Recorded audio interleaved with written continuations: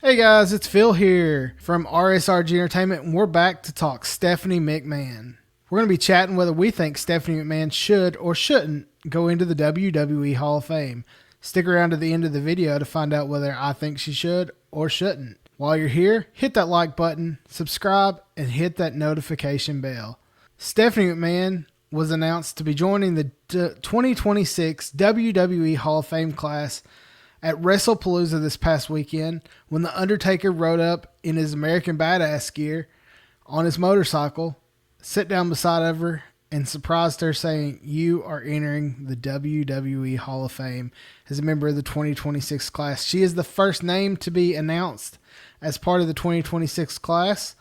This follows 1 year after her husband, Triple H, joined the WWE Hall of Fame, as well as The Undertaker's wife. So let's look at some of her career notes. She was born into it. She's the daughter of Vincent Kennedy McMahon. She will be the second McMahon to join the WWE Hall of Fame, following her grandfather, who went in 1996, which when she is inducted into the Hall, it will be 30 years since a McMahon has entered. She got into the business as working in the office. There was a feud coming up with Vince and The Undertaker in 1999, and Vince Russo at the time was the head writer and thought, hey, she'd be good at this. Let's put her in there. And she quickly joined the WWE in 99 and didn't stop for a couple years. She was a regular on-screen character. She would feud with The Undertaker, and it's fitting that The Undertaker is the one to say, hey, you're going in, when at the same time, he's the one who brought her in on screen. He hung her on that Undertaker cross, and that started it all. Later in 1999, she would also have an on-feud screen with Test against her brother Shane. Now, this would lead to an engagement party with Test, which, if you're a wrestling fan, you know, ended with the on-screen wedding of Stephanie McMahon and Hunter Hearst Helmsley, Triple H, Paul Levesque. This was a huge feud at the time, and the fact that she was joining Triple H a little bit after the DX era, Hunter was at the top of his game at the time. And now they say there was no relationship at this point. We don't know. Ultimately, they would get married. It would create what was called the McMahon-Helmsley era in late 1999. Now, during this era, she would become the WWE Women's Championship in March of 2000 and hold that belt until August of 2000, when she was defeated by Lita in a match with The Rock as a special guest referee.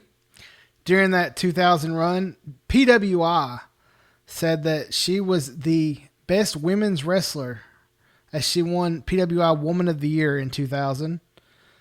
She will always have been known as a character more than a wrestler.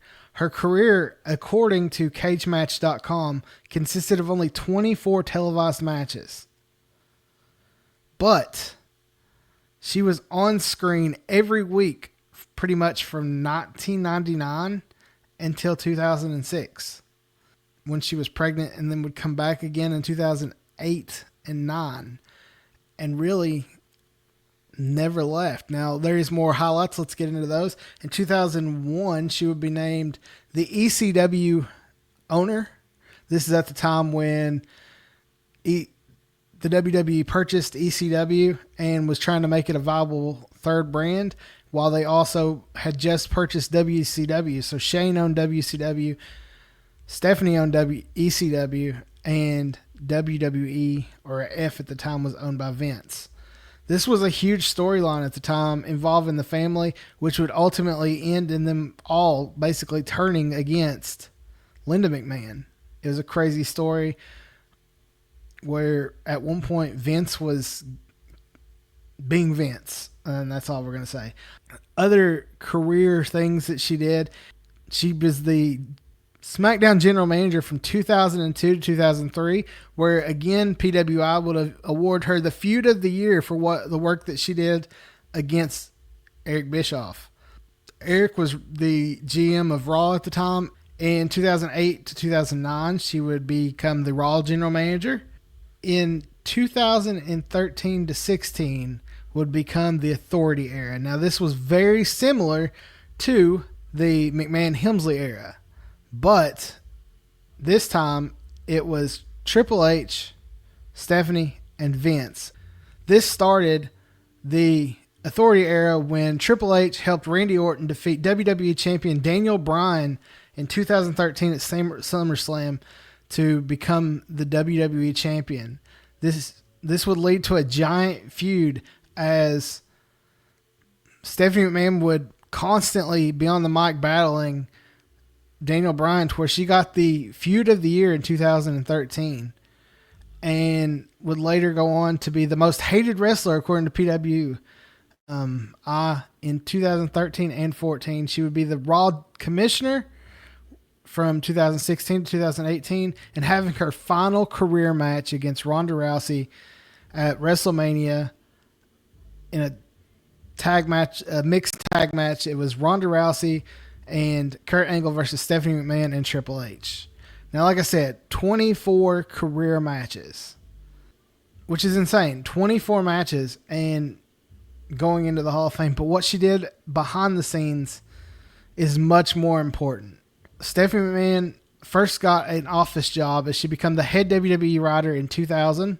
She would ultimately become the senior vice president of creative writing in 2006, which would lead her to become the executive vice president of creative in 2007.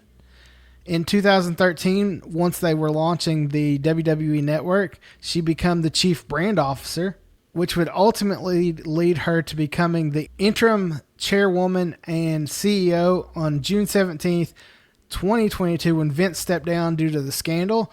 And they would drop that interim title just a month later on July 22nd, 2022, when Vince McMahon retired from the WWE. Now, she would hold that position for 6 months before leaving the company when Vince returned on January the 12th, 2023, as he become the new chairman once again. Now, threw a lot of facts out. What do I think? I think Stephanie McMahon has been a very important part of the WWE. I think she was there from the Attitude Era. I think she helped build that with Hunter. I think her backstage offering saved the company and helped with the sale to TKO. I think her work with Nick Khan was very important. I think she continues to be important as she's an on-screen character through commentary or her podcast. But should she go in the Hall of Fame? I've thought about this for several days. I do think Stephanie McMahon should go in the WWE Hall of Fame. Now, should she have gone in before other people? I'm not debating that. Because, yeah, there's a lot of people who should be in the WWE Hall of Fame that are women. Chyna is still not in the WWE on her own. Victoria is not in the WWE Hall of Fame. There are so many important women in the WWE that are not yet in the WWE Hall of Fame. I'm not debating that. I'm debating, should she go in the Hall of Fame? And the answer is yes. I believe Stephanie McMahon should be in the WWE Hall of Fame. Ultimately, I think she'll go in. I think Shane will go in. I don't know if Vince would go in, even though Vince should go in. Depends on how political they want. At the end of the day, the WWE Hall of Fame is a television show. And it really doesn't matter because there's not a physical WWE Hall of Fame. So, should it matter? No. Should she go? Is she deserving of going in? Yes. I do think, like I said, I think she's worthy of going in the WWE Hall of Fame. Just what she's done on the business side of things.